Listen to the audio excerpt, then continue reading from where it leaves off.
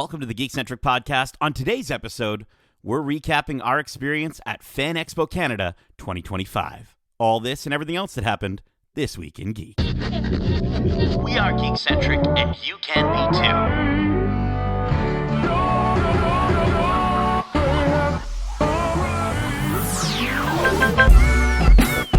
Love ya.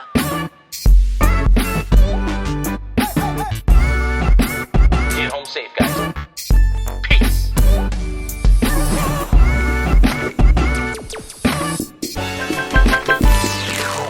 Welcome to the Geekcentric podcast. My name is Nate, and this week in Geek, we survived Fan Expo Canada 2025, and we want to talk about all of it. A huge thanks to our friends at Fan Expo Canada, Touchwood, Disney Studios Canada, Netflix Canada, Paramount Canada, and Nintendo for inviting us to enjoy all the incredible activations, some truly delightful panels, and a fantastic and larger artists alley, and so much more. But first, if you're joining us for the first time, we are Geekcentric, a podcast celebrating the world of movies, TV shows, games, and all things Geekcentric.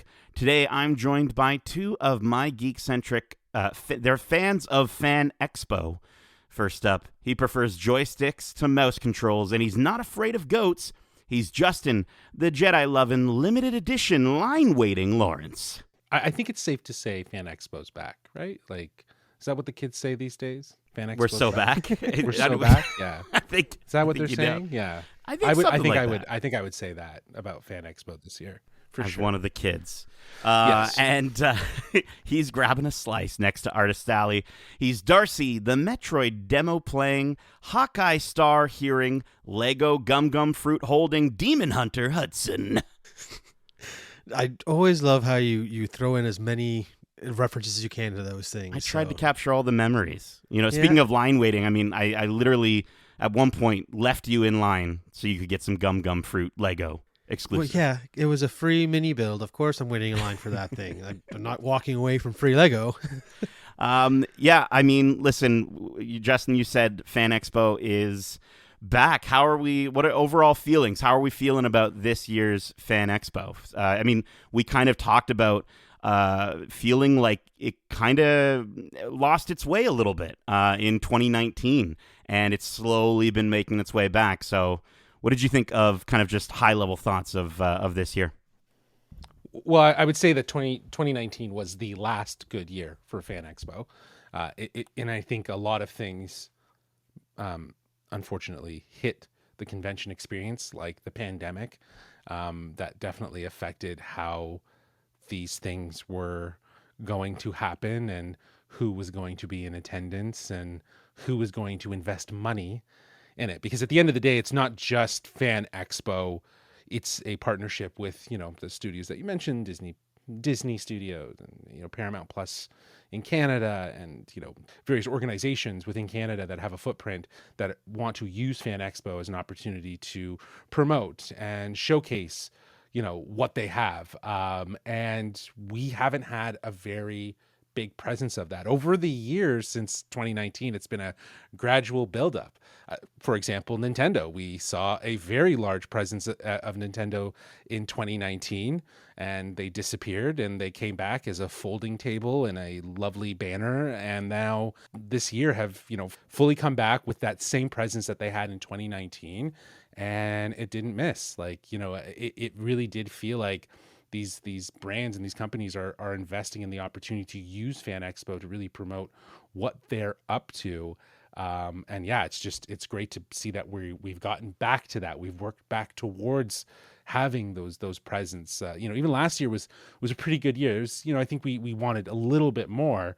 And I think this definitely filled that appetite in terms of giving us a lot more in and around the activation experiences and seeing different things that were kind of going on, if you will, at Fan Expo. Yeah, totally. I definitely agree with you that it is it feels bigger than it ever has been before, and I feel like it took a while to get here. I mean, not only do we have the pandemic, you also have the writer's strike, which really affected how panels were presented and For what sure, you could and talk about during promoted and those stuff, things. yeah, So yeah. even after the pandemic, we still had a hard time kind of getting back to the level we are now, where we're getting bigger stars coming in for these conversations, and again, those activations that really feel like they belong on the floor of a big convention like Fan Expo is. So it's a nice return to form. I definitely would say that. Yeah, I remember there was one year where I think we all just felt so, and this was shortly after I think it sort of reopened, and social distancing was still very much in effect, and I think we called it like the year of no chairs. There was no sitting, and it was only taking advantage of one of the two. It was in North Building only, I think. I don't even think South Building was there. But you know, as you mentioned, you know, 2023 and 2024 started to pick things back up again, and so it is so nice to feel like, you know, I think a good measure of how much fun you had at a Fan Expo is how exhausted you are by the end of the 4 days, and I think we're all pretty thoroughly exhausted. But let's talk about the 4 days of Fan Expo Canada 2025 for us. And day one, you know, Justin, you mentioned these big companies coming in, doing these big activations. And so let's talk about these activations, these installations for day one, starting with the first thing we did in the morning was to head to Disney Plus, and we checked out the King of the Hill, The Simpsons, Disney throwback, Alien Earth, and Percy Jackson. They had it all set up really, really cool. What did you guys think of Disney Plus's activation this year? Again, it felt like this is something that could easily be at home on like a San Diego Comic-Con floor or celebration, where we see those bigger activations, because the amount of detail they managed to pack into this little, 40 by 40 foot square in the middle of the convention floor. We got that awesome alien experience. We were walking through the ship and seeing the egg up close, and then a flawless transition into the Percy Jackson diner. And it really felt special, where you're stepping out of the con into a new world, into these universes we love so much. So it was really cool to see Disney bring that level of immersion to the con this year.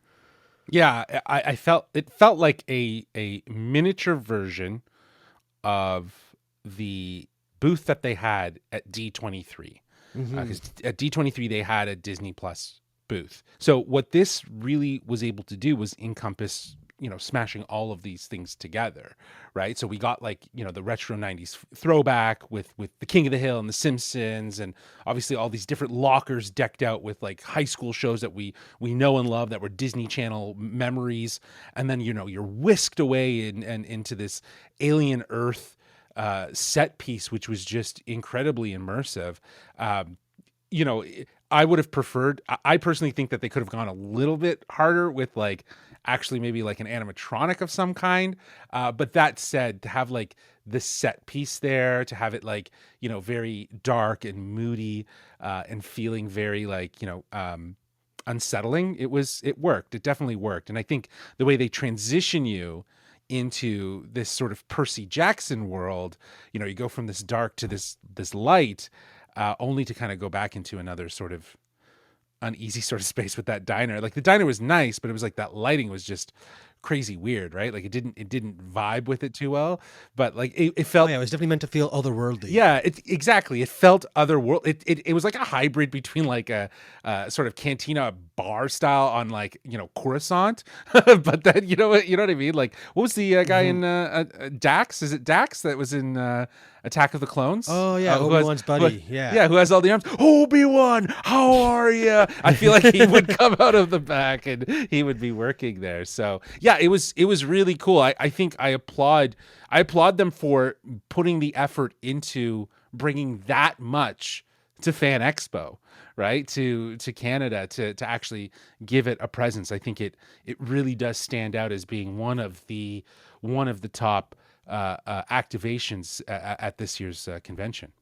Yeah, I think it in terms of the vibes, I think I described it as like, kind of, you're laughing a bit with the King of the Hill and the Simpsons stuff, then you're feeling the nostalgia, then you're getting scared, and then it kind of feels cool. And getting to see the cab from the series was really neat. And then with the Percy Jackson installation, we also did this little sort of I don't know, it was like a little thing on your phone. You scan a QR code and you figure out what god has claimed you. And I was actually pretty surprised by and I understand that they bring on the right talent to be able to work these things, but the gentleman behind the counter was telling us all this amazing kind of fantastic lore, if you will, about the various gods, and it rivaled what I would expect Darcy would be kind of telling me about when it comes to the Olympian gods. So it was a lot of fun.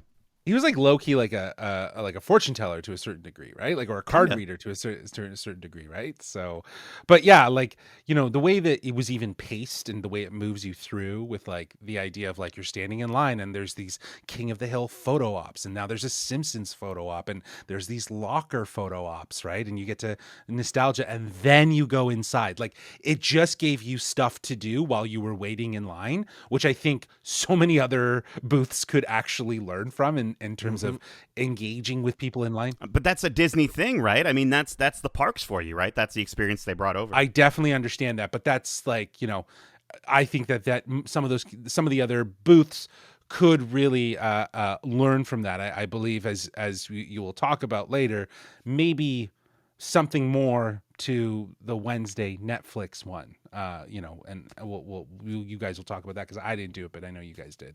Yeah. Well, before we get to that one, we did all get a chance to brave the frigid temperature, the frigid cold, and the wetness, if you will, of the Paramount Plus the moistness. 4D experience. The moist. No, I think it was wet. I think it was Darcy's wet. hair It was he full on stretched. wet. Yeah. So. I was moist after the hair flip that you did. Flip into your face. Absolutely. Yeah, exactly. And you deserved it because stuck. he forced him sitting in the middle.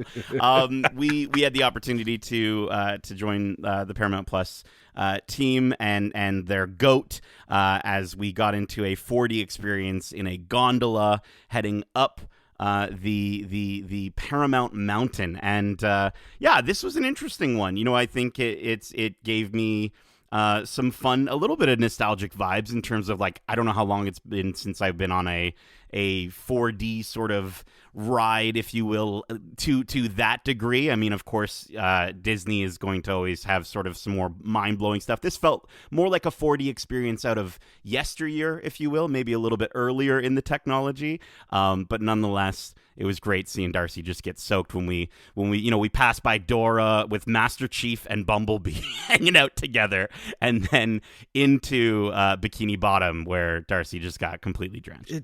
So unnecessary. They just kept spraying like that. They could have stopped. They could have just done it once. Just to, yeah, no, it was like someone was saying, it's like 10 sprays of a Lysol bottle, and if you do 10 sprays of a Lysol bottle, there's a lot of Lysol on the ground. So that's just I was wet, very moist coming off that ride. Yeah, and I gotta say, I preferred some of their previous experiences. I think a bit more. Their photo ops were a bit more memorable to me because you step into the worlds, and I think that I always love doing that. Again, that Disney did it so well with their booth.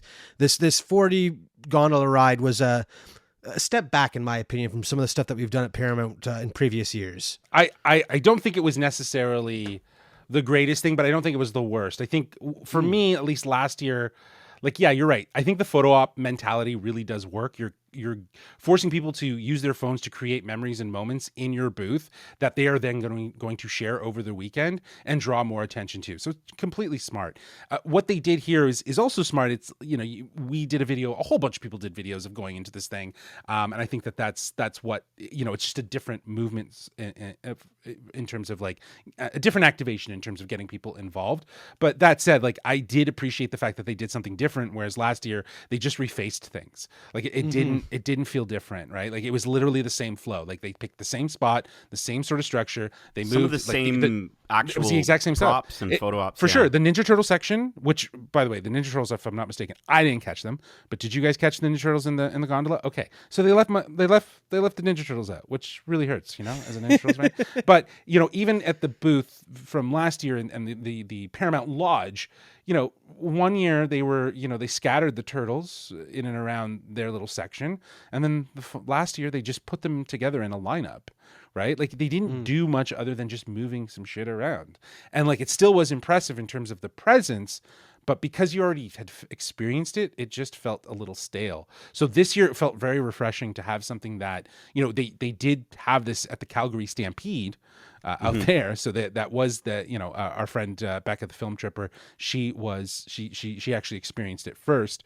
And yeah, like I was saying, I hope this comes to Fan Expo. And someone was like, yeah, when I was there, they said like, yeah, it's coming to Fan Expo. And I was like, that's going to be sweet. So yeah, was I blown away by it?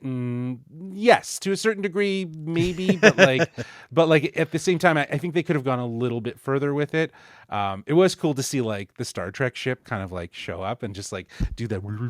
It was pretty fun. I don't know. I had some fun with it. So I think what would have sealed the deal, at the Calgary Stampede, they were giving away goat bolo ties and no giveaway.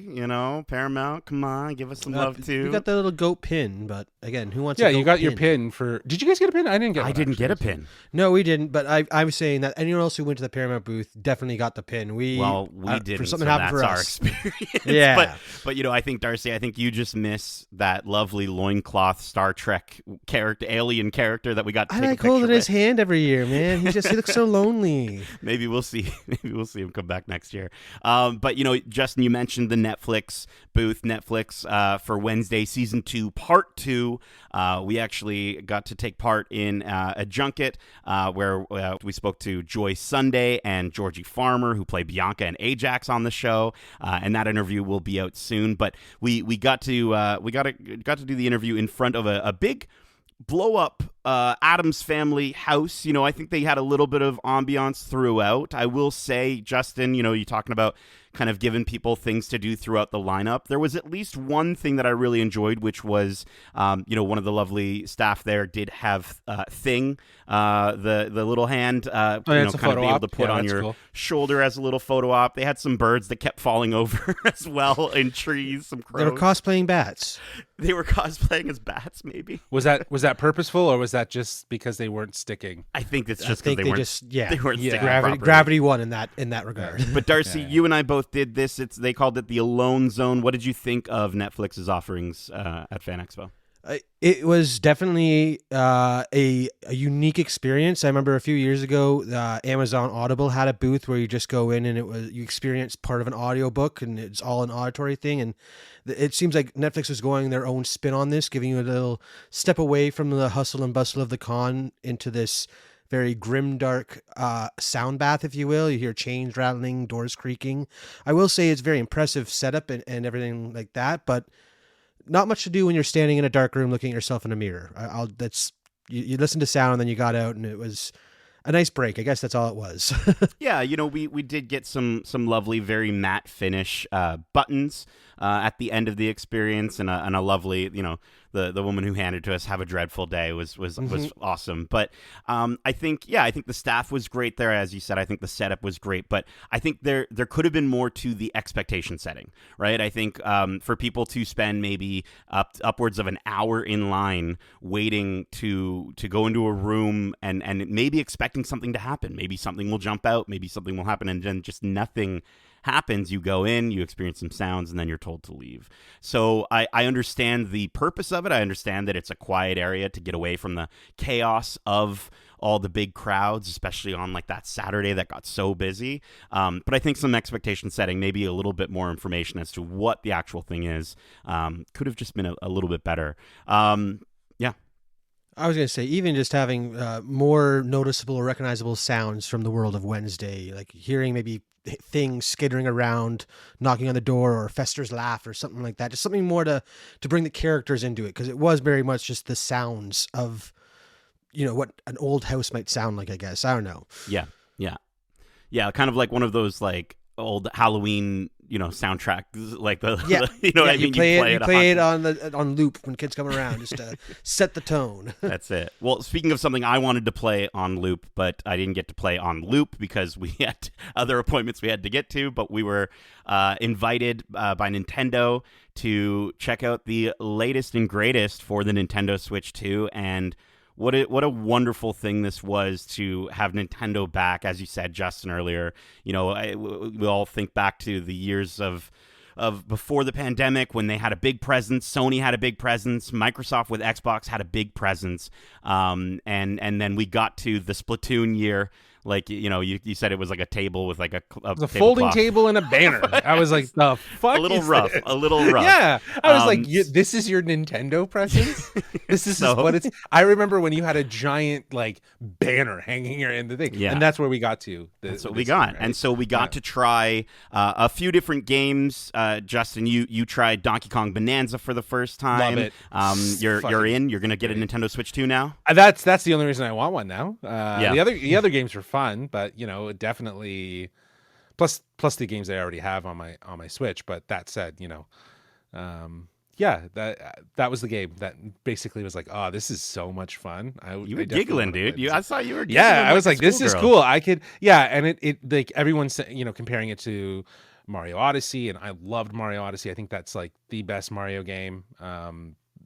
Well, I guess in recent years, but anyways, that's up for debate. But the reality of how this Donkey Kong game very much emulates that experience, and the surprises and the sort of power-ups that you get, and so on and so forth. I think, it feels very connected. It feels like a sequel, and a non-direct sequel to Mario Odyssey, but with another character. So.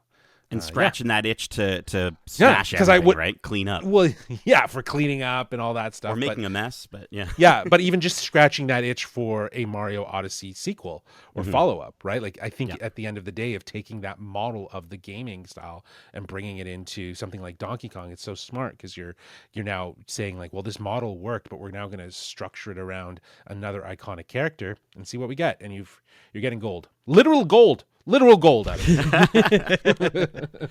Well, Darcy and I have been playing it. Darcy's gotten through the main story. Darcy, let's just say I got to a big moment is all I was waiting just recently. I've not finished it quite yet, but I'm working on it. We also tried Hades 2, which has been in early access. That ran really, really well. That was a lot of fun and actually kind of made me want to get into it more. I struggled a bit with that first one.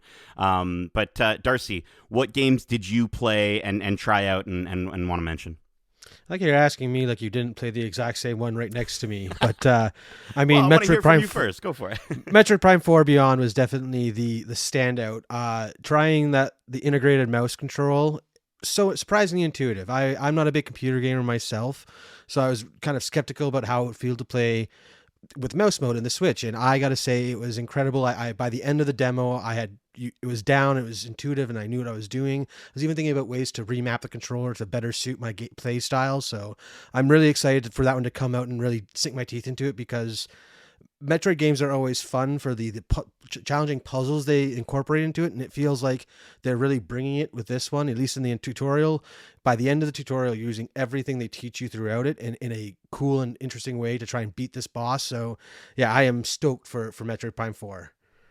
Yeah, that was my favorite part of the demo, was getting to the end and realizing you got to go into the morph ball or you're not going to survive this experience, and the fact that it was able to sort of teach you those things throughout. And I also, Darcy, I was mentioning to you, it gave me early Halo vibes. Oh yeah, it gave me totally. Halo 1. I mean, in a lot of the other Metroid Prime experiences, you're not necessarily surrounded by soldiers and go and explosions and things like that, and that is where this demo kicks off. And it really did feel like the Flood are attacking, and that boss was tough at the end. We both were kind of in a race to finish it, and I won. But let's talk about something that maybe wasn't as winning of an experience for us, which was Borderlands 4. Darcy, what did you think? I think this is the first time that, or again, people are already saying this about Madden, but I think we're seeing when games aren't designed for the platform and are just ported over, that's when you're going to see some compatibility issues. And Borderlands 4 was chugging. We were just doing basically a little arena demo, kill the enemies, change your guns and stuff like that, but it was struggling to just pan around in the hectic game like that, where you're constantly running around and moving and flipping the camera around to aim at different things. You want it to run smoothly, so you're not aiming or just waiting for your reticle to catch up to you. But it chugged on the Switch 2, unfortunately, and it was docked, so that was very surprising to me. I was going to say, yeah, it wasn't in handheld mode. You know, I heard that some people in Germany with Elden Ring had a bit of trouble with the game running slowly in handheld mode, but fine as it was docked.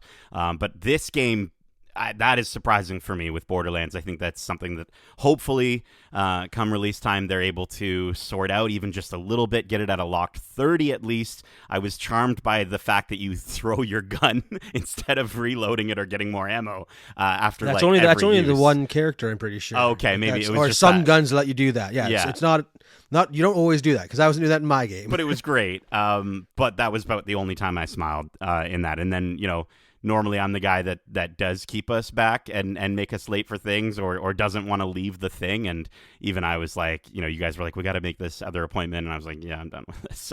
So, but Justin, I know you played a couple more games. You tried out Street Fighter and Metroid. Yeah, Metroid was good. I really enjoyed it. I thought that I need to get used to it. I think the demo life or doing a demo is such a you want to make it a quick experience for the other people in certain instances. So I need to like sit with the controls a little bit, but I'm definitely not of that like mouse control. Yeah, you were lifestyle. switching to the joysticks, right? I like the joysticks. I would prefer a pro controller. Like when I was playing Donkey Kong and playing the pro controller, I really enjoyed it. And like to the point of what Darcy was saying about remapping it, like just feeling all the different buttons and understanding like what can I make this do that could make me more proficient at something in this game would be ideal. And like we were talking about, like flipping, you know, the jump and attack buttons, like the B and the A buttons, like around to be different ones. I think that's like smart, and I like that the idea that you can do that with games. You can experiment with that. So maybe I just need to approach that mentality with Metroid 4. But yeah, like Street Fighter was interesting. Like Street Fighter looked really cool. It really brought back some of that nostalgia, but it was also revamped and it felt very like almost updated to a certain degree with more, I don't know, we've talked about it before, Nate, like the Nolan effect, where they're like trying to make these characters feel like really real in these worlds.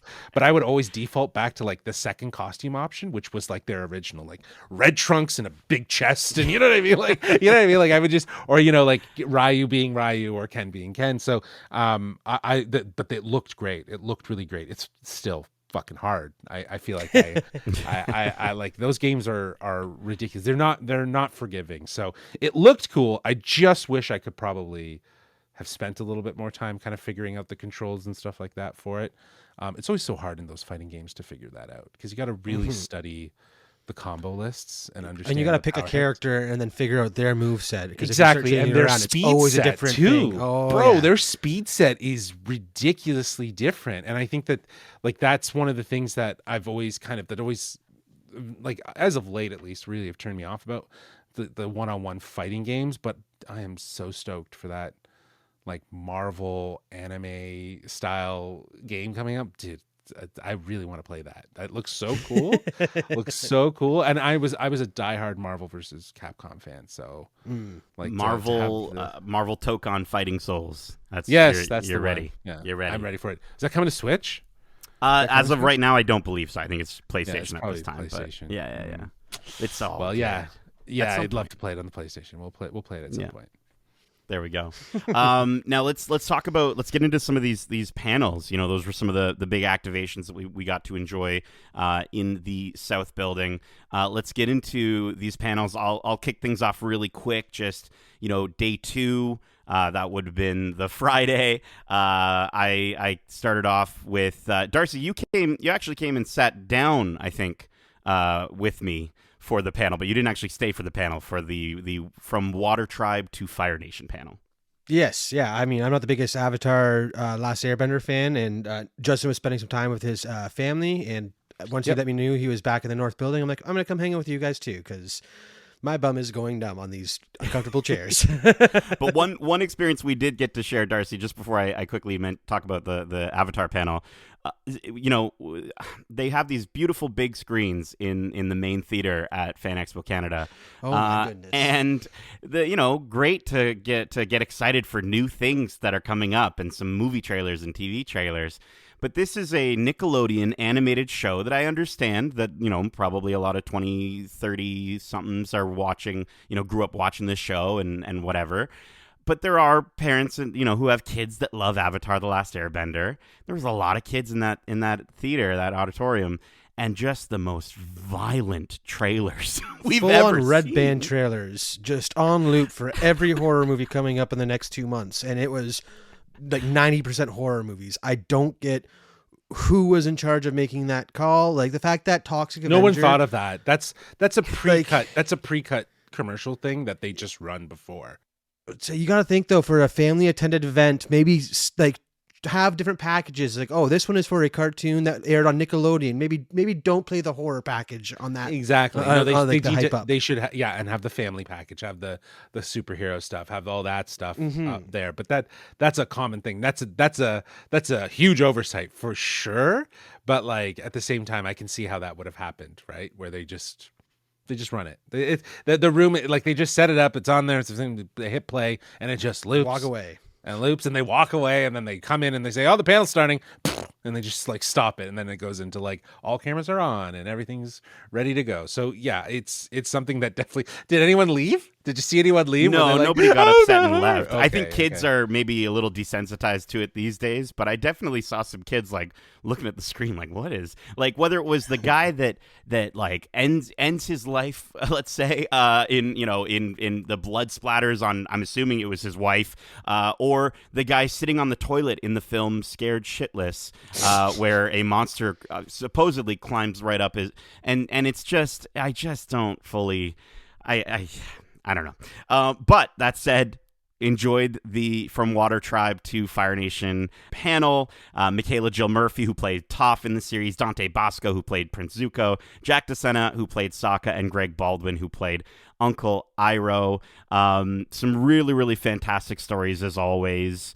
But I think the one that really hit for me in this one that I wanted to shout out was just Greg Baldwin sharing his experience about taking over the role of Uncle Iroh from Mako, who had the role in the first season, and he passed away during production. And Greg shared this story of his favorite time that he ever did the voice of Iroh, and it was for Mako's family and his daughter, and Mako's daughter. He said that she came up to him, half in tears after he did the voice for her. He was really nervous about it. And she just said, I closed my eyes and it was like he was in the room again. And everyone was just like, ball at that point.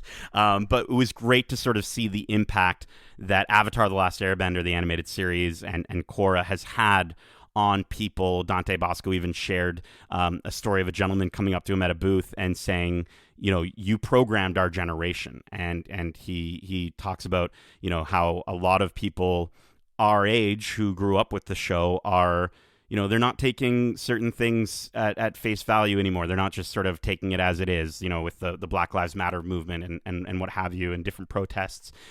This is the generation of people, and there's so much in Avatar: The Last Airbender that speaks to that. So I thought that was really lovely. But then, Darcy, you did join me for the next one, right?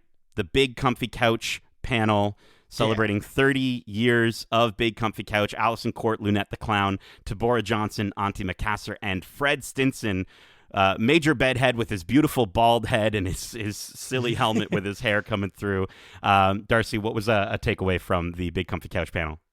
I think the biggest takeaway was just listening to these people talk about, going through the not knowing how big the show was going to be when they were doing it, and how at the time it was just them having fun because they all got the jobs because they were either the roles were written for them or they were sought out because they have such an outgoing personality and wanted to be brought into the show. And again, just the magic or the fun they had behind the scenes, I think really leached its way into the show. And that's why the characters are so endearing, is because they are just, exaggerated versions of themselves as they're having fun, just messing around with each other. So I don't know. I think that was it. It was like the fact that it was such a family, it feels like a very close family made that show, and they still seem like they get along like a family, and that was really nice to see. Well, you mentioned to the point like where they are the characters. Allison shared a really funny anecdote about her husband not being able to watch the show because whenever Lunette would get mad at Molly for making a big mess, he's like, that's just my wife getting mad. That's what it is. It just sort of gives him a bit of PTSD watching it. But no, I mean, Allison shared, they all shared some really touching stories, and Fred Stinson definitely teared up a few times, which got me tearing up a few times as well. But Allison also shared that there is a tease. I haven't seen it yet coming. I don't know exactly what it is. She mentioned, Darcy said she mentioned that she did do the clock stretch. The clock stretch. The last time she did clock stretch was for something that isn't Retro Kid, but is Big Comfy Couch related. So we should be seeing that in a few weeks, apparently. I don't know what it is, though. Interesting. I'm excited to see what that is. Big stuff for Big Comfy Couch fans coming up. But Justin, you had some family joining you. That was fun to see. Yeah, I think the day 2 was a bit of a different day for me because like I treated it as like a content creator day and like family day. So like, our day kicked off super early. Like you mentioned, like we have that interview with Joy Sunday and Georgie Farmer, and we got to shoot that like on location at their activation. So it's cool to have a tie-in to something that's very Fan Expo. But yeah, that was an experience. Like we had to bring a camera. We had to. It was the first time we kind of had to do all that kind of stuff. Yeah, it's the first time I had to do any of that, like on set. Like every time it's always that, right? So to have that, and man, Darcy, just to have the extra set of hands, thank you, man. That's greatly appreciated. But yeah, that was its own thing. We started so early that day. We were there at like 8 a.m., right? And the doors didn't open for fans until 9:30. So that was it. But then yes, the second part of it was like really, spending time with my brother-in-law and my nephews, who got to experience sort of their first Fan Expo, and it was on a Friday. It was pretty thing, but it was overwhelming for them for sure. I think it was also overwhelming for my brother-in-law. And it was crazy how when Darcy and I were just kind of moving with them, we would like lose them for a second and be like, where did they go? And then we would spend like 20 minutes trying to find them, and we're like, okay, never mind, let's get a piece of pizza and then we'll find them.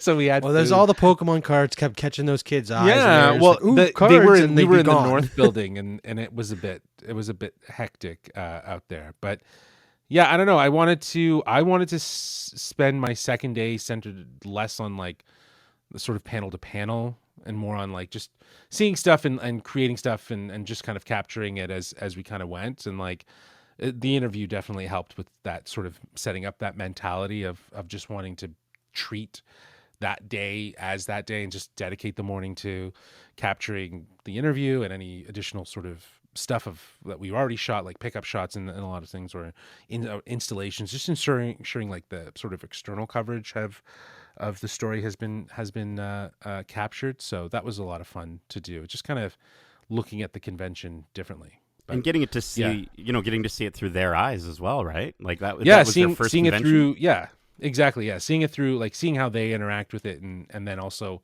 just capturing moments like that with them, and also capturing just other stuff, of the convention itself. Just being, on itself, right? Like it being less concerned about like wanting to just for the day, right? Because I also didn't stay as late as you guys. I left like midday. I left around like 3 or so. And yeah, you guys stayed. I think you shut that place down, didn't you? You guys left. Yeah, along. Did you stay till? Yeah. Mm-hmm. Along with Marty and Doc, Darcy and I attended an evening with Marty and Doc celebrating 40 years of Back to the Future. We got to hear from co-creator Bob Gale, Mary Steenburgen, who plays Clara Clayton, Christopher Lloyd, who plays Doc Brown, and a huge, incredible applause roared throughout this theater for Michael J. Fox, Marty McFly.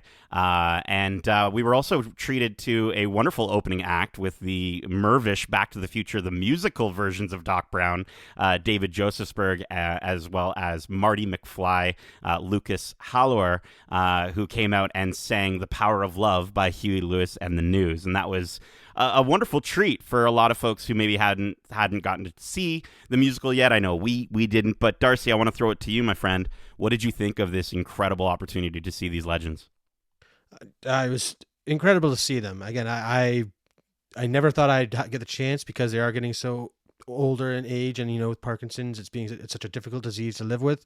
I thought that some of these con events were not going to be happening anytime soon. So seeing this pop up on the schedule, I was really excited to see it, and I'm so glad we got to attend and hear some of the stories from behind the scenes about what made that movie special to these guys and why they still carry so much of it with them as they go through their lives and stuff. So yeah, it was really special to be a part of that night.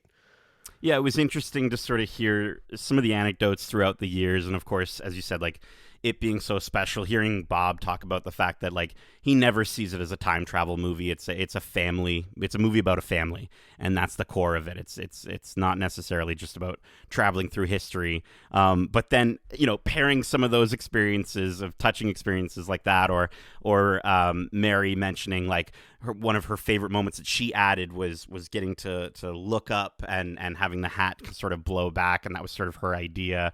I think in the train sequence or the train chase sequence. But then I think you couple those nice moments with some of the things that Michael J. Fox shared with like. Was it Christopher Lloyd talked about signing a boob, and then the woman coming back. He didn't say a boob. He just said a lady. So I don't even know where he signed on the lady. He just said he signed a lady. Right. But he said and he did a gesture that sort of sort of made the idea that it might have been, and she got it tattooed. And then I loved Michael J. Fox. The question was asked if there was a time machine of today, what vehicle might it be? And he just said, well, Tesla makes some ugly ass cars out there. And that got a really good applause from us in the Yeah, I can definitely see a Cybertruck being our generation's DeLorean. Where down the road there'll be people who'll be like, oh, that's such a cool look. If only they kept that. Like, yeah, but no, it was absolutely fantastic. So it was really, really fun time. And again, as you said, it's great to hear from them, while we can. So, moving into our day 3, time is a blur here. I attended the Netflix Presents panel with our friends Ali and Becca, and we got to hear from Joy Sunday, Georgie Farmer, and Isaac Ordonez, and we got a sneak peek at season 2, part 2, which was fantastic, and got to kind of hear a little bit more from them. I think it was the moderator tried to get some more details out of them, but Netflix was right there sitting just watching them like ravens. And so unfortunately we didn't get too much, but we did get to see that first scene, which was great. And then really quickly, I also got to check out Beyond the Controller with Troy Baker, and Troy Baker talking about, he calls it waxing poetic. And if you've ever been to a Troy Baker panel, he waxes poetic indeed. I learned that term this weekend from Darcy. Yeah, when he described you and me on this podcast. Waxing poetic. Wow. Yeah. I said that's a beautiful compliment. I actually think that's Listen, if Troy Baker and Justin and I are in the same compliment conversation, that sounds amazing. But no, people would ask him just like, how did you get in the headspace of this character? And then he literally timed himself after every question. He'd be like, all right, so that was 10 minutes. I'll try to do a little quicker on the next one because there was a massive lineup of people that wanted to ask him questions. But no, it was great to hear about his stories of being Joel. And he said that the number one thing that Joel taught him was how to be a better dad, which was awesome. So really cool stuff.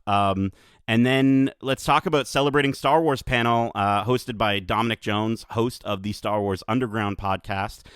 He had with him a range of panelists, such as Becca Rhodes, a.k.a. The Film Tripper, our Michelle Aaron, Q107 radio host and comic book writer Fearless Fred, who's been on our podcast before, and Darren Lai of the Rebel Legion, as well as a special musical performance by F105. Justin, I want to throw this one over to you because you're kind of, you've known Becca the longest. What did you think of the Celebrating Star Wars panel?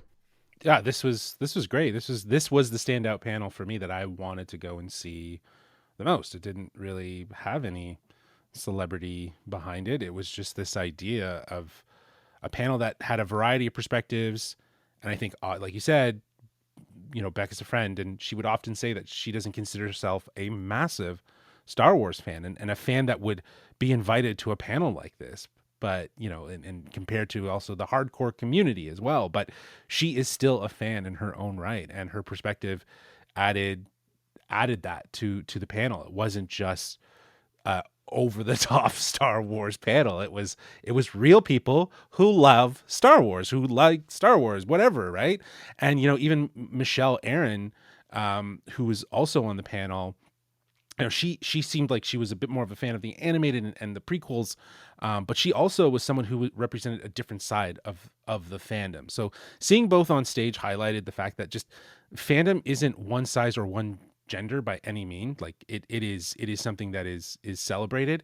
And I think to hear, women's voice in Star Wars conversation, like there is a space of that. I follow a lot of people who are women who talk about Star Wars, who love Star Wars, but to see this recognition sort of on display in this way with this panel and this idea of celebrating Star Wars, talking about why you like Star Wars, like I think that's a huge recognition to Dominic and the Star Wars underworld for just featuring that sort of mentality around it. You know what I mean? It's very easy to go to the depths of the internet to find shit talking Star Wars. You know what I mean? Or, bringing Star Wars fandom down. Like, I think it's so easy to do that. So I know it seems a little kitschy. I know it seems a little silly, but something to be called celebrating Star Wars and to have a panel of this diversity. And, like you said, Fearless Fred was on it. Fearless Fred is a friend of ours as well. He's been on the show a couple times, wants to come back. Love to have him talking about some comic book stuff, more to come. But, just this idea of, the fandom existing in different ways. And I loved how even Darren Lai is how you pronounce his name from the 501. He added that other side to it. Like even you said, Nate, like just this idea of, being able to connect with kids and because they do a lot of charity stuff. They go to sick kids and stuff. And like the fact that he can do that and, it kind of like make a kid's day, that's really touching. Right. And Star Wars has that impact.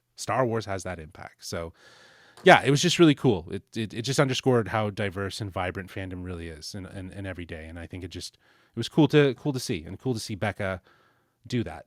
You know what I mean? Yeah. Because when she told me, I was like, you have to do it. She's like, I don't know. I'm like, just do it. She's like, I recommended you guys. I'm like, don't recommend us. Do it. Like yeah, exactly. Go full Palpatine, right? So, and Yeah. I'm sure she has tons of people around her also supporting her and telling her to do it. So I think it just made sense, and she killed it. So yeah. Absolutely, and it was great to be there to support our friends. I got to chatting with I believe Dom's partner or in the audience, Sean, and I was just kind of chatting with her about the experience of sharing fandom and being and why we call ourselves Geekcentric, and she was asking about what we do and things like that, and yeah, getting to hear Fearless Fred talk about how he cried seeing Darth Vader for the first time in person, and when he was a kid, and it was just some guy in a costume, and then hear from Darren Lai, who I told him after the panel, I'm like, you could be that, you probably already have been that person in the Star Wars costume that are sharing these wonderful moments with kids like that. So that was really cool, and yeah, getting to hear both Michelle and Becca talk about their experience in traveling and going to some of these Star Wars locations. The photos they have, I'm sure they're all on their socials, were absolutely awesome to see how they got the exact framing. It was so cool. Yeah, Becca's done, like, her whole creative motif is film tripper, right? So she's traveled to these places, she's talking about these things that have been done, and she's gone to various places across the world for different movies, and some of them have been Star Wars. So it's really cool to see that come full circle as well for her, like to see that sort of how that's influenced and grown her, but also being seen in this line of fandom as someone who's connected to it and appreciates it, right? It's appreciating, as she said, like in the panel, like Star Wars is so much about the world building. It's the clothes, it's the technology, it's the music, it's everything that makes it. It's the locations, it's the space, it's the designs, it's everything that helps to make this feel in a galaxy far, far away. So yeah, like I think having that sort of appreciation for Star Wars through that fandom is great. I love it.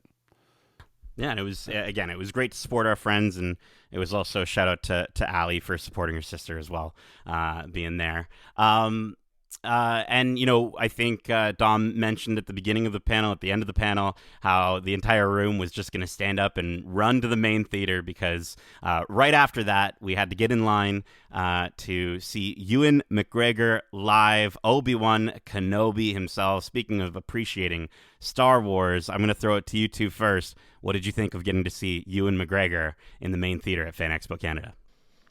Well, I mean, I said it last year. I think one of my favorite things about Fan Expo panels is the fact that a lot of these big ones are just one-on-one conversations, which allows for them to go into a lot more detail with some of these answers, or on some of the most wild tangents where they forget what the question was. But we get so many good stories out of this answer that I don't even care that they forgot the question.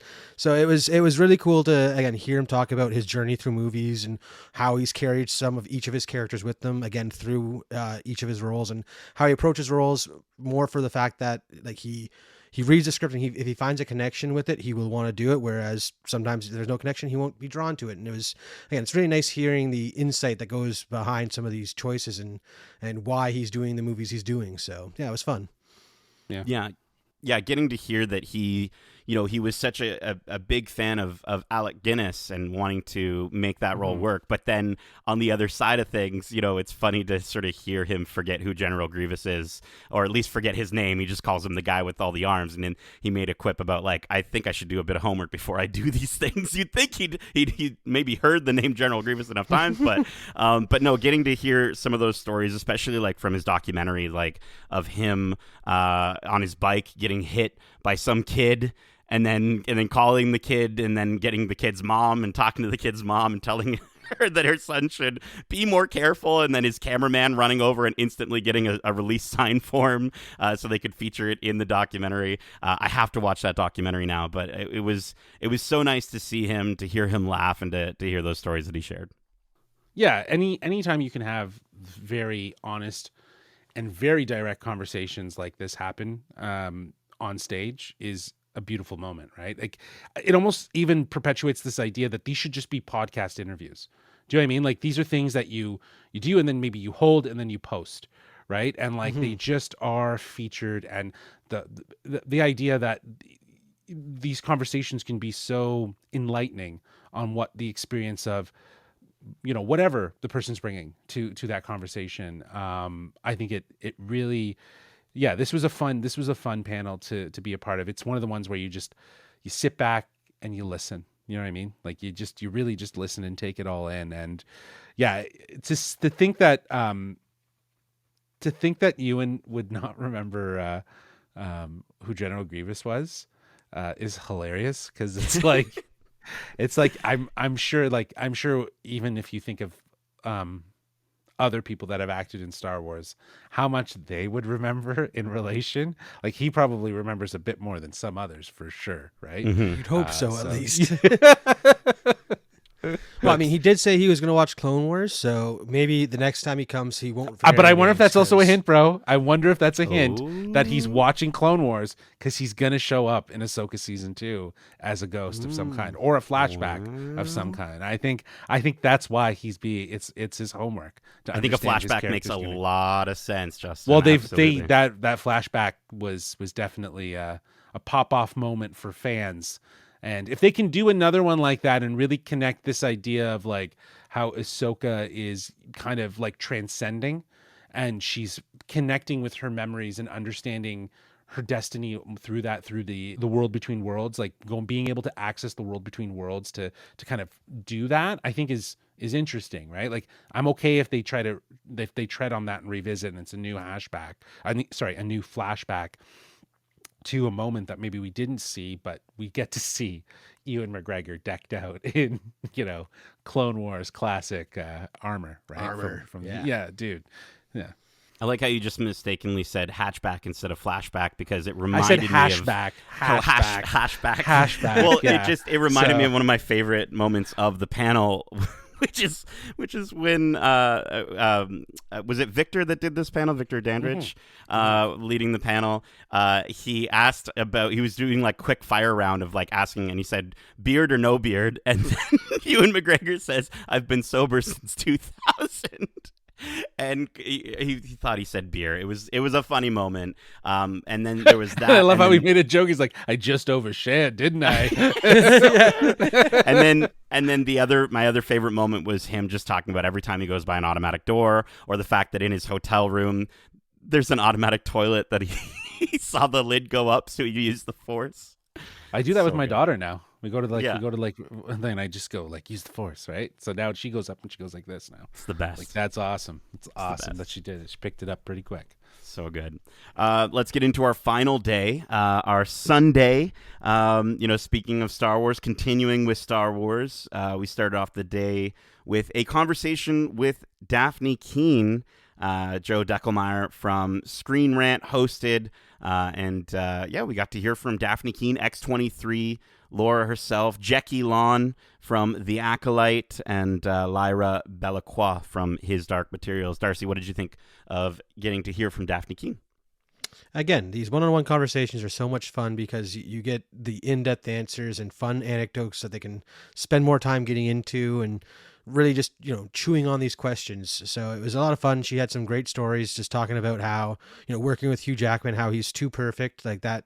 He's got to have some hidden dark side that no one knows about because he is amazing at everything he does and he can do no wrong, apparently. So again, it's just fun hearing those personal connections you hear between the actors that bring our favorite stories to life and seeing how those relationships will, they'll carry them forward even past these projects. So it's just really cool hearing. Again, I love hearing these little anecdotes. That's probably my favorite part of these conversations is just the stories that'll pop out in answers to these questions. Yeah. The idea that Jennifer Garner on Deadpool and Wolverine told her that she hasn't played Elektra longer than Daphne's been alive. It's just a fun little thing to hear. Or hearing that Daphne based a lot of her fighting style of Jackie Lawn on Ahsoka, and how Ahsoka was a huge inspiration. As a Star Wars fan, is really cool to hear those little things. But she's never tried poutine. But she loves ketchup chips, and we have a great clip on our socials that we put out of her with the ketchup chips, and another one of her talking about her joining Percy Jackson. I guess that would be for season 3, right, Justin?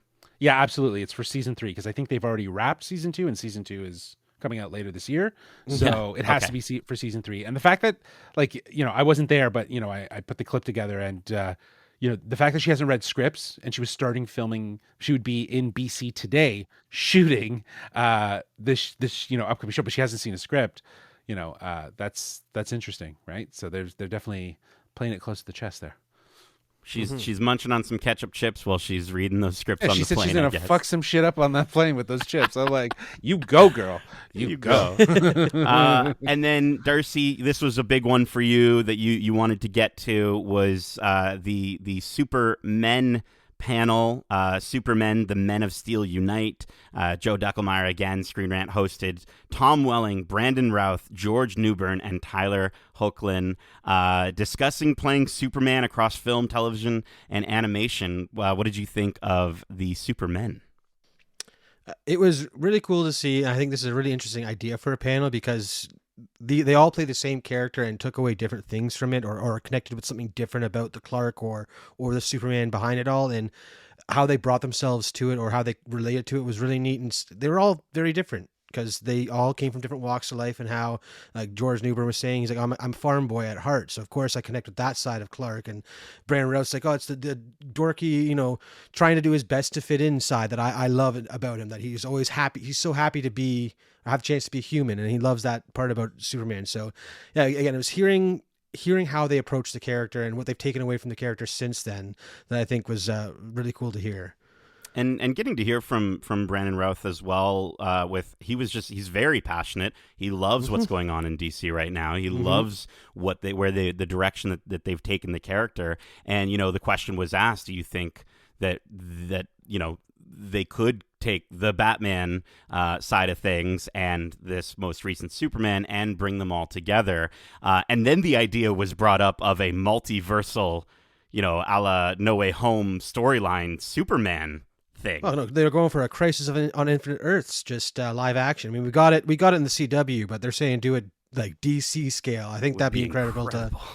I think that's what a lot of people have been theorizing with what James Gunn might be building towards, right? Which is why Superman is the first introduction to his DCU, right? Or this DCU, is that eventually it would come around that this big massive event that they're building or that they want to get to will kind of use Superman as this sort of anchoring point for it. Yeah, the linchpin for understanding that multiversal sort of dimension and the sort of seed plants that they've been building towards, right? Because it is very, very possible that we could be building towards that, and we're just kind of speeding it up a little bit, and to a certain degree with a little less hand holding of like what multiversal and portals are. Like, talked about it on Superman, but it's also a big part of kind of continuing through Peacemaker season 2.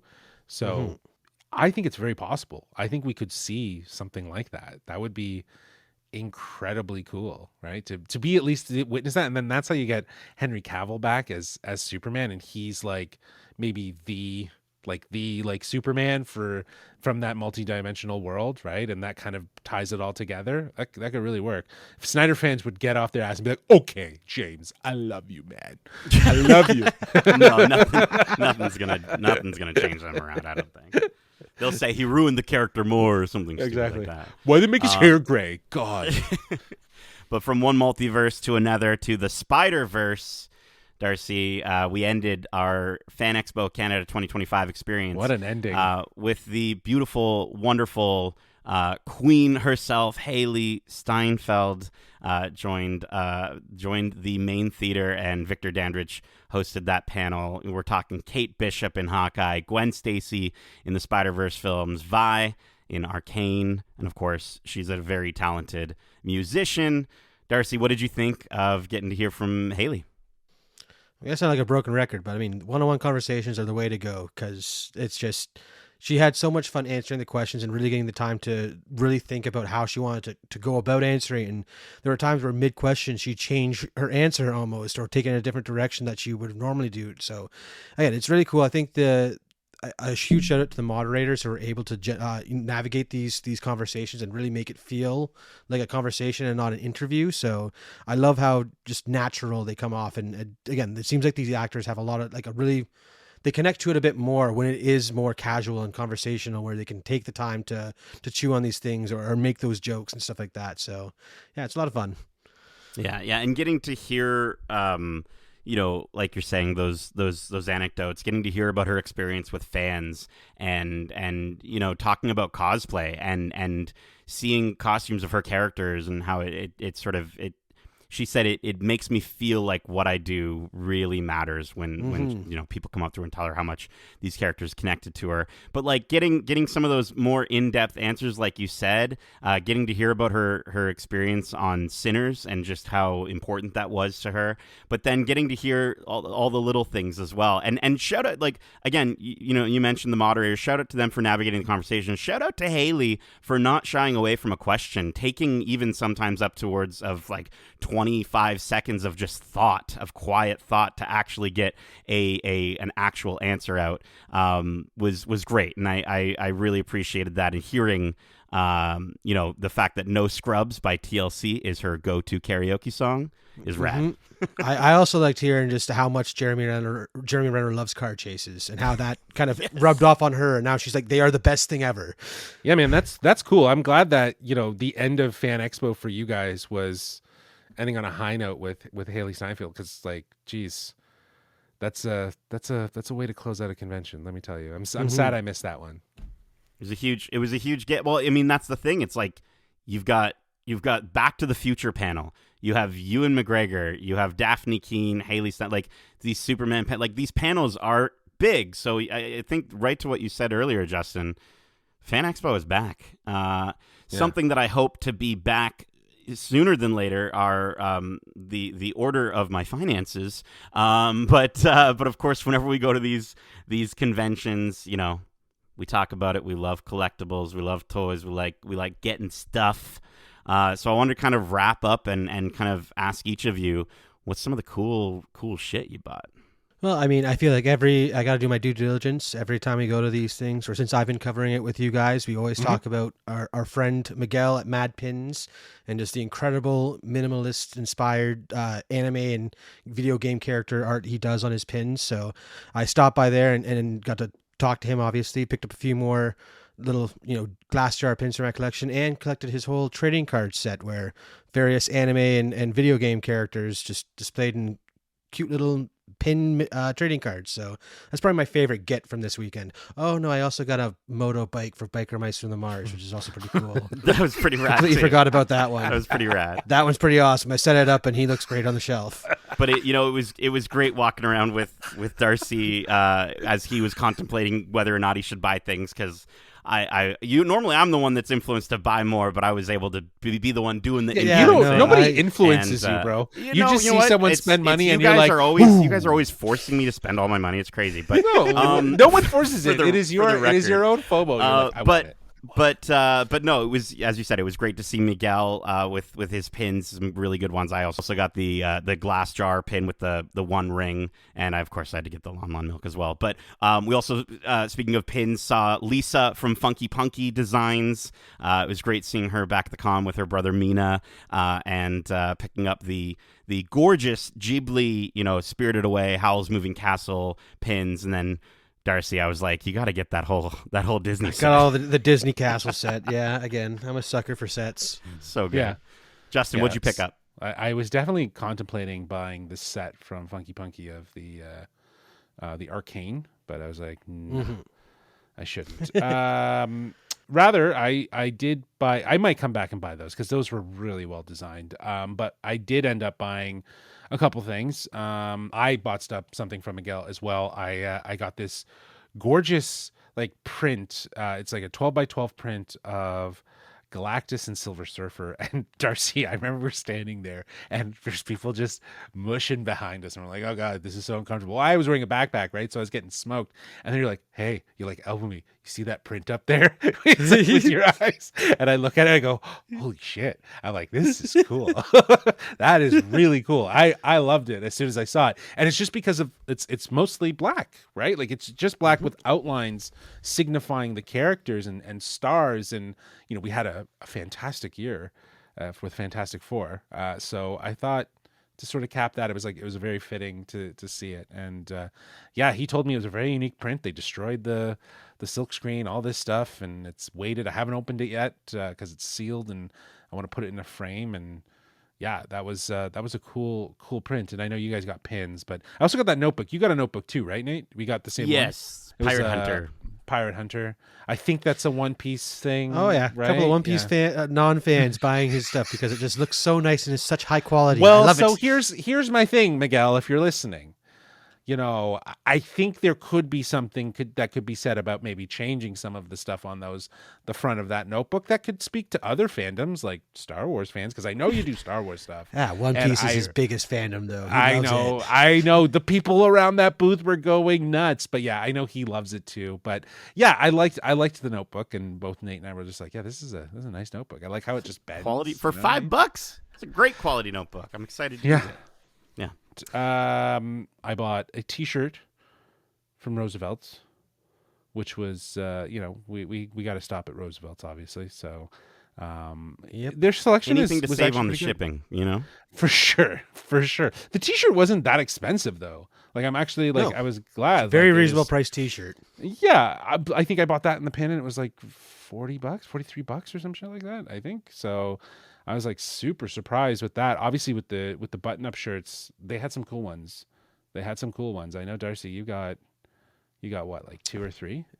Yeah, I picked up the Galactus one. I got they always do a nice city floral print. I pick up for my dad because he's a big sports team fan of Toronto. So but I got the Galactus one was my favorite grab from their booth this year. It's just nice bold purple with just a great Galactus head pattern all over it. Yeah, so. I liked it. I just wish the pattern was smaller. versus so You large. you But you yeah. like minimalist stuff. I like I in your like face the bold. minimalist stuff. I liked it. The one thing I did like that I didn't pick up, I don't know, did you get the Marty McFly shirt? I The did go polo back on the last day to grab the Back to the Future paint splatter with the shoes. Yeah, I Yeah, had son to. of a bitch. Yeah, I'm sure that looks really, really nice. But yeah, I definitely had to stop by Roosevelt's. Did you get anything, Nate, from Roosevelt's this year? I might have. I don't know. I bought He doesn't want to tell you, Who Justin, knows? but he bought the shirt that we got as well. So we don't can know. all match now when we go to a con. Which one? The I bought the Defenders. DC. our Oh, you bought the Defender Defenders shirt. t-shirt? Yeah, Oh, okay. it's so cool. Oh, I wow. really listen. Oh, you bought know, it too, Darcy?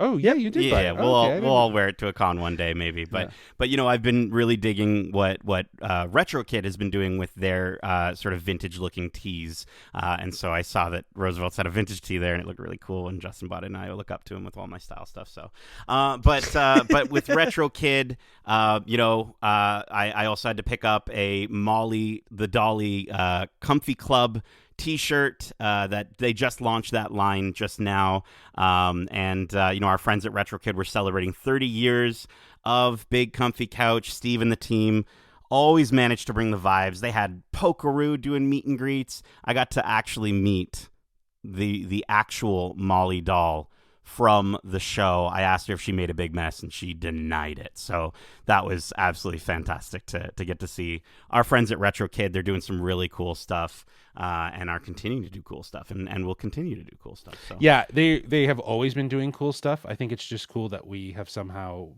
been friends with them the entire time. I think more importantly than anything else, because they have continued to do cool shit and will always do cool shit because they have such a cool mentality around their brand. And I'm fascinated with what Steve's done to build that and really make the Canadian nostalgia cool, right? Like it's just it just makes it super, super cool, to the point where you have people, all over the world, like, who are Canadian and might recognize something, identifying it if you wear it somewhere. So even if it is something that is, of course, universal, like Sesame Street. I think one of you had mentioned that you wore a Retro Kid Oscar. Was it you, Darcy? I was wearing my Oscar the Grouch shirt at Universal Studios Japan, and all the cast members there were like, "Oh my God, Grouch, Oscar, I love him." Yeah. So I feel like, again, for the idea of what they do and how they build that, how they've built their brand out of nostalgia and Canadian nostalgia. It's just, I'm so fascinated with, and I've always admired what they've been able to do. So yeah, it's just really cool to actually say that we're sort of friends with them. So yeah, it's cool. really cool stuff. And I also wanted to mention we were hanging out with my friend Mila and Mel, and Mila pointed out a clear Game Boy Pocket and kind of enabled me to she pushed me to maybe pick that one up. So that was a fantastic find. But then, speaking of some friends that we see every year at the panel, Toronto Collective, were there. I grabbed an MF Doom reaction figure by Super 7. It comes in an awesome cereal box with the MM Food album artwork, which is, I think it celebrated an anniversary last year, but it comes with like a spoon and cereal, and it's just a really, really awesome display piece. But I know you two also grabbed a few things at Toronto Collective. What you grabbed, Darce? Oh, I grabbed some stuff more as gifts for the family. I Okay. won't say anything in case they do decide to listen to this episode, but it's a line of figures from a very, very specific reference in a show, and I think a show within a show, even a show movie within a show. a Yes, movie sorry. within a show. Yes. So it's I think it'll go over very well. I think I know where With, you're dropping. I'm very pleased with this purchase, and I think my brother's like going to love this. them too. So Yeah, that's amazing. That's awesome. Yeah, I definitely spent some money at Toronto Collective. I have been eyeing the Optimus Prime. It's a designer Since we- collectible from for like 5 years, Unruly. man. I Like feel like 5 it's been like years. 2 or 3, but like I've really liked it. I was fortunate enough to get the Bumblebee one from the Toy Con, not this year but last year, and it was actually Paul Sung Hung Lee's, like, from his collection. So that was pretty cool. It's not done by the same artist. This one's done by Sket One, and it's like what I liked about it. It's like, it just feels like it's a very thoughtful piece that blends graffiti art into, like, sort of the sort of classic elements of Optimus Prime. There's this like I love the paint roller or like the spray nozzle blaster. It's kind of like highlighting Optimus Prime is a bit of a graffiti artist, things. I liked it. I really, really did like it. So I needed to have it. I wanted it. I've wanted it for a long time. So we worked out a deal, and I'm so grateful to the folks at Toronto Collective because I set him up, and he looks marvelous. It's definitely a big piece. It's definitely a massive piece, but we know because we had to carry it to the car. Yeah, so we're aware. But yeah, I can't wait to see that set up in your room. I would have figured you guys would have like asked them to hold it and then pick it up on the way out. Oh, with how packed our panel day was, we just wanted to make sure we didn't have to worry about getting back in time. Well, I appreciate it. I apologize for any unnecessary stresses. It's fine. You would do the same for us. Yes, I would have. Now, lastly, Justin, you brought up, getting to spend some time with your family at the con, and I wanted to just bring up one more purchase that I made, which is I grabbed a little Grimace custom McDonald's Grimace figure from this father-son duo called Family Party Customs, who I met, I want to say like 2019, maybe a little bit earlier at the CNE. And it's just like, he was a little kid at the time that I met, and now he's kind of grown up with his dad, and they've been doing this convention ever since. And at the CNE, I bought the Rasta Stormtroopers that really caught my eye that they did, these custom Stormtrooper figures where they took just some Stormtrooper sort of very, standard figures and painted them some incredible colors and added some dreads. And then, picking up this little Grimace figure, it's been really heartwarming to see this kid continue with his art and his craft and get better at it and better at it every single year. So I had to grab something new from him, which was a lot of fun. So that was a cool little moment with them. But then, lastly, I think the other thing I just want to quickly say, and feel free if I miss anyone, you guys, like, I think getting to hang with all the wonderful people we get to reunite with at all of these conventions and these different events that we get to go to, and getting to spend more time with Ali and Becca, and getting to talk with Gervier at the Wednesday junket, or meeting up for pictures with Steve Saylor, Steve Vigvari, Isaac, Mary, Renisha, and even getting to chat with Caboose, Aaron, and Emily. It's just always a really fun time, and I really enjoy getting to hang out with all them, and of course getting to spend time with our lovely Agents of Fandom friends Aisha and Sydney and Ryan and Sydney's brother Owen. Was great, and just great to sort of have, as we weren't necessarily always able for the three of us to stay together. It was great to sort of have different people we could hang out with. For sure. Yeah. I think that's what the highlight is for me of this year. It's not the panels. It's not the celebrity. It's all about the connections we've made. And, every year this event gives us just a chance to, like you were saying, come together with our peers, fellow creators and just fans who share the same passion for all the things that we love and all the things we celebrate as Geekcentric. So, if it's connecting with the Agents of Fandom crew like Aisha and Sydney and Ryan, or going there with your friends like Becca and Ali, and seeing, Becca do this amazing panel and have her sister in her corner, like, to help celebrate her, or, connecting with, Jade from Click and Tell, or finally meeting Michelle Aaron after like talking to her for, through social and stuff like that. It was a weekend filled with like just moments of support and celebration and validation. And, it's a cool way to get familiar with people and understand them as people outside of just the social media aspect. And I love that. I think that that's really cool. It just means that the connection started somewhere, and there's this great place for it to blossom. And I think that's the magic, man. It's not just an event. It's a space where we can, like, where we can each do work, we can share inspiration, we can feel a part of something bigger, and just celebrate, being fans of not just the stuff, but of each other. So it's really cool. It's a really cool weekend. I really enjoyed it. Absolutely. And I mean, Darcy, you and I also hanging out with One Crafty, is it One Crafty Mother? One Crafty Mama? Yes. One Crafty Mother. One Crafty Mother, who you've got a ton of pieces in your house. And we were with artist Ali, she was contemplating buying a print, and I kind of felt like we got to enable her a little bit too. Oh yeah. Yeah, we're like, well, where else are you going to see something like this? It's such a unique shape. You got to go for it. And even the person selling was like, oh yeah, you can get frames for this, no problem. Just vintage store, they have frames I get all the time. Like, it was fun to just again be amongst our people.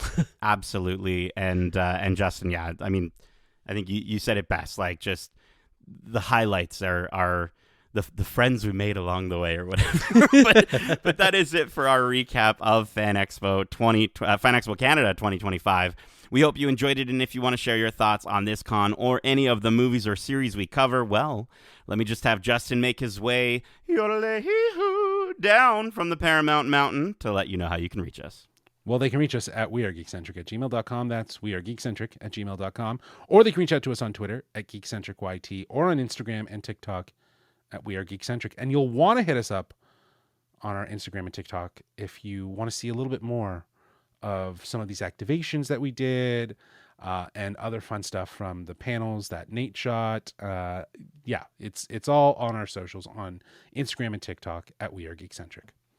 Beauty. I thought you were going to yodel it, but that's fine. Yodeling. There we go. Keep in mind, we have a ton of other great episodes covering the latest in movies and TV shows, including our recent spoiler-filled discussions for Marvel Studios' The Fantastic Four: First Steps, James Gunn's Superman Jurassic World Rebirth, and Marvel Television's Ironheart. Plus, we have our most recent spoiler-free reviews out now for Peacemaker Season 2, Neja 2, Freakier Friday, FX's Alien Earth, and Marvel Animation's Eyes of Wakanda. Plus, we've got some great interviews to check out now, like our most recent interview with two of the cast members from FX's Alien Earth. Justin spoke with Alien Earth's Sydney Chandler and Alex Lothar about their experience in crafting their characters, as well as the sci-fi movies they grew up with. Plus, we'll have our interview out with Wednesday cast members Joy Sunday and Georgie Farmer live from Fan Expo out soon, so keep your eyes peeled. Catch all those interviews either here on your podcast service of choice or over on YouTube at youtube.com/geekcentric. Now, after a busy 4-day weekend at Fan Expo, we're going to take a little bit of time to recharge, but the hot geek summer is going to be kind of continuing on, marching on into the cozy geek fall as we start to make our way. Because once again, Geekcentric has been accredited to attend the Toronto International Film Festival this year, which we are figuring out our schedule for, and we cannot wait to see all the incredible films and tell you all about it. So follow us on all the things so you can keep up with what we're doing at our first ever TIFF. Darcy, Justin, thank you so much for joining me for this fan-filled discussion. And as we say, love ya. Laters. Peace.